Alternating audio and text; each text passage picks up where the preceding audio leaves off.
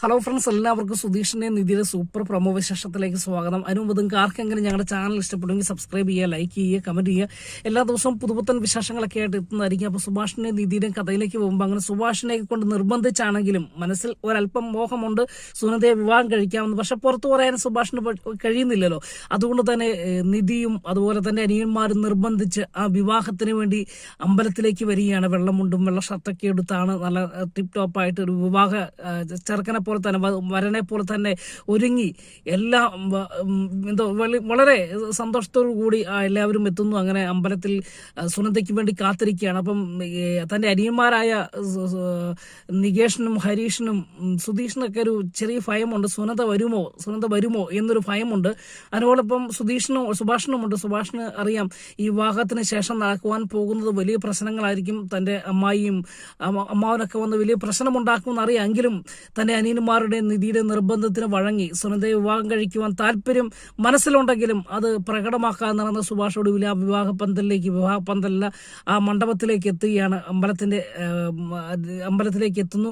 അങ്ങനെ സുനന്ദയ്ക്ക് വേണ്ടി കാത്തിരിക്കുക. അപ്പം സുനന്ദ നിധിക്ക് എന്തോ വലിയൊരു ധൈര്യമുണ്ട്. കാരണം സുനന്ദ പറഞ്ഞതാണ്, ഞാൻ വന്നോളാം, അമ്മ വീട്ടിൽ നിന്ന് ഇറങ്ങിയ ഉടൻ തന്നെ ഞാൻ വന്നോളാം നിധി എന്ന് പറഞ്ഞ് ഫോൺ കട്ട് ചെയ്ത് എല്ലാം അവസാന നിമിഷം വരെ കേട്ടതാണല്ലോ. അപ്പം ഇടയ്ക്കിടയ്ക്ക് വന്ന് സുധീഷ് ചോദിക്കുന്നുണ്ട്, ഇനി നമ്മൾ ഇത്രയൊക്കെ ചെയ്തിട്ടും സുനന്ദ വരുമോ നിധി എന്ന് ചോദിക്കുക. ഉറപ്പായിട്ടും വരും, ഇപ്പോഴും കൂടെ എന്നെ വിളിച്ചതേ ഉള്ളൂ, അതുകൊണ്ട് സുനന്ദ വരാൻ 100% ഉറപ്പുണ്ട് എന്ന് അവരോടും പറയാം. എന്നാൽ കുഴപ്പമില്ല എന്ന് പറഞ്ഞ് സുധീഷും പോകുന്നു.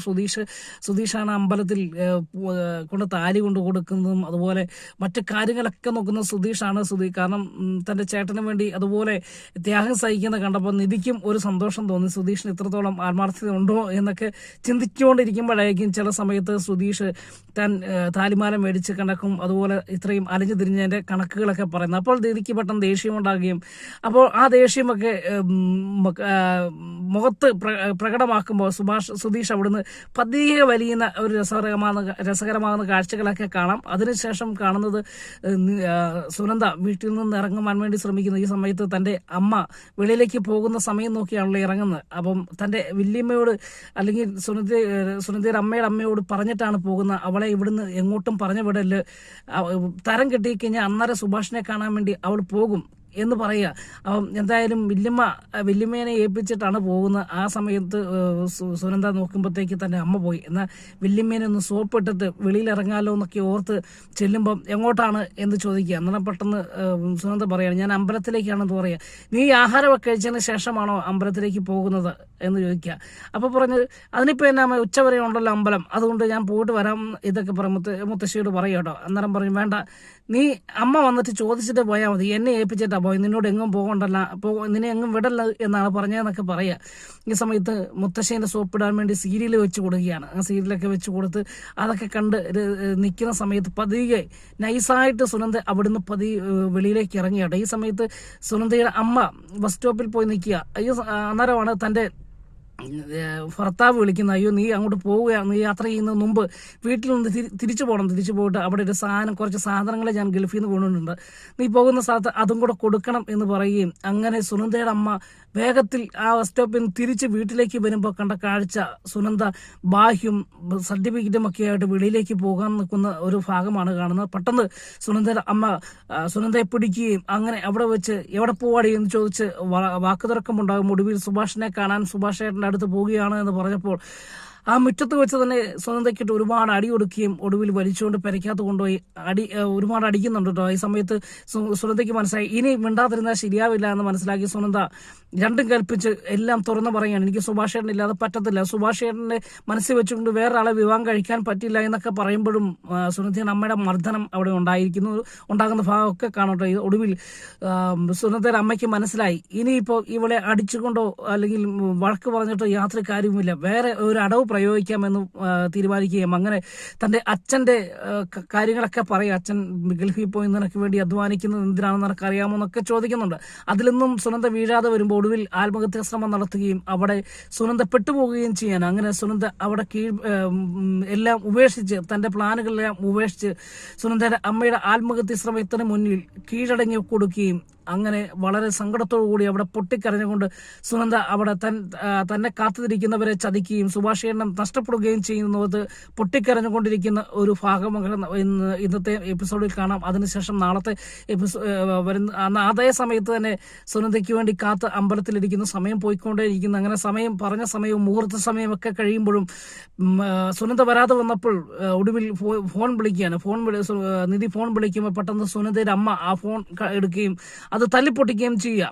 അതിനുശേഷം വിളിക്കുമ്പോഴെല്ലാം സ്വിച്ച് ഓഫ്. അങ്ങനെ നിധിക്കും മനസ്സിലായി ചതിക്കപ്പെട്ടുവല്ലോ എന്ന് തോന്നുകയും അങ്ങനെ ഒടുവിൽ സുധീഷിനോടും സുഭാഷ് ചേട്ടനോടൊക്കെ ചെന്ന് പറയുകയാണ്, സുനന്ദ ഇപ്പോൾ കൂടി വിളിച്ചിട്ട് എന്നോട് പറഞ്ഞതാണ്, ഞാൻ വന്നേക്കാമെന്ന് പറഞ്ഞതാണ്, എന്ത് പറ്റിയെന്ന് അറിയത്തില്ല, പിന്നെ വിളിച്ചിട്ട് ഫോണും എടുക്കുന്നില്ല, ഫോൺ സ്വിച്ച് ഓഫും ആക്കിയിട്ടു എന്ന് പറയാണ്.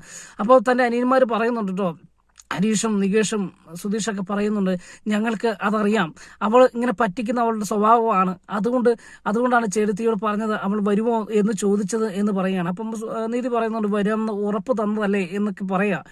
ഈ സമയത്ത് സുഭാഷ് അനങ്ങാതെ നിൽക്കുക, ഒരു നിശ്ചലനായിട്ട് നിൽക്കുന്ന ഒരു സാഹചര്യം കേട്ടോ. കാരണം ഒന്നും ചെയ്യാൻ പറ്റത്തില്ലാതെ വളരെ സങ്കടത്തോടു കൂടി ഇരിക്കുന്ന സുഭാഷിനെ നമുക്ക് ഇന്നത്തെ എപ്പിസോഡിൽ കാണാം. അതുപോലെ അങ്ങനെ അതിനുശേഷം കാണുന്നത് നിധി വീണ്ടും ഫോൺ ചെയ്യുന്നുണ്ട്, പക്ഷെ നടക്കാതെ വരികയും ഒടുവിൽ സുനന്ദ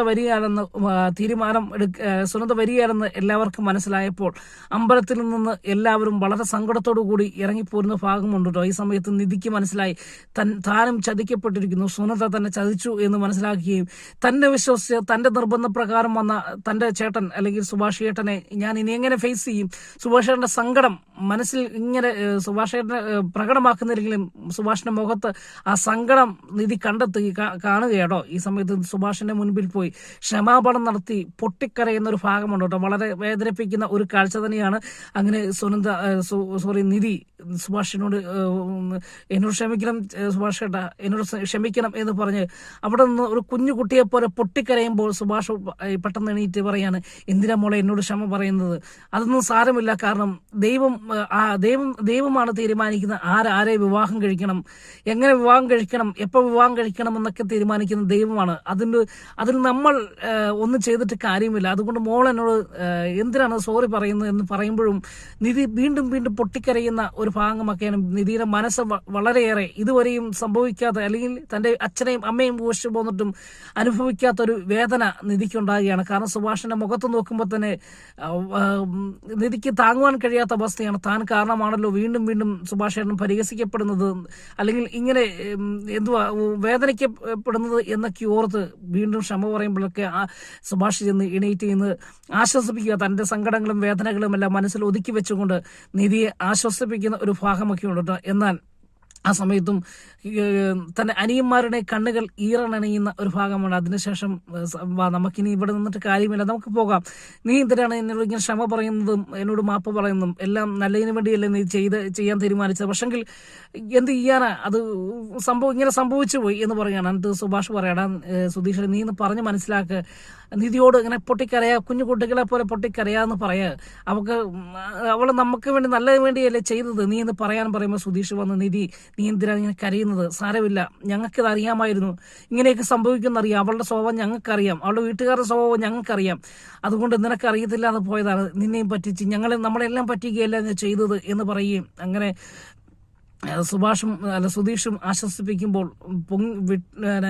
പൊട്ടിക്കരയുന്ന നിധിയെയാണ് കാണുന്നത്. അതിനുശേഷം അമ്പലത്തിൽ നിന്ന് പൂജാരി കൊണ്ട് പൂജിക്കാൻ കൊടുത്ത താലിമാല തിരിച്ച് സുഭാഷിനെ ഏൽപ്പിക്കുമ്പോൾ സുഭാഷ് മനസ്സിന്റെ വേദന കടിച്ചമർത്തിക്കൊണ്ട് ആ താലിമാല മേടിക്കുകയും അത് നിധിക്ക് വളരെ സങ്കടമുണ്ടാക്കുകയും ചെയ്യുക. വീണ്ടും പൊട്ടിക്കരഞ്ഞുകൊണ്ട് നിൽക്കുന്ന നിധിനെയാണ് കാണുന്നത്. അതിനുശേഷം വീണ്ടും അവർ വീട്ടിലേക്ക് പോകുന്നു. വീട്ടിലേക്ക് പോയതിനു ശേഷം കാണുന്നത് സുനന്ദയുടെ വീട് ആണ് കാണുന്നത്. അവിടെയും കണ്ണുനീരണിഞ്ഞ് നിൽക്കുന്ന സുനന്ദ എന്ത് ചെയ്യണമെന്നറിയാതെ ആ മുറിയിൽ പൊട്ടിക്കരഞ്ഞുകൊണ്ട് ഇരിക്കുക. ഈ സമയത്ത് സുനന്ദയെ എങ്ങനെയെങ്കിലും ഒരു കാരണവശാലും പുറത്തുവിടാതിരിക്കാൻ വേണ്ടി സുനന്ദയുടെ അമ്മയും ചില നാടകങ്ങളൊക്കെ കളിച്ച് ആത്മഹത്യ ഭീഷണി മുഴക്കി അവിടെ ഇരിക്കുകയും ചെയ്യുന്നുണ്ട്. ഒരു ഭാഗമൊക്കെ ഉണ്ട്.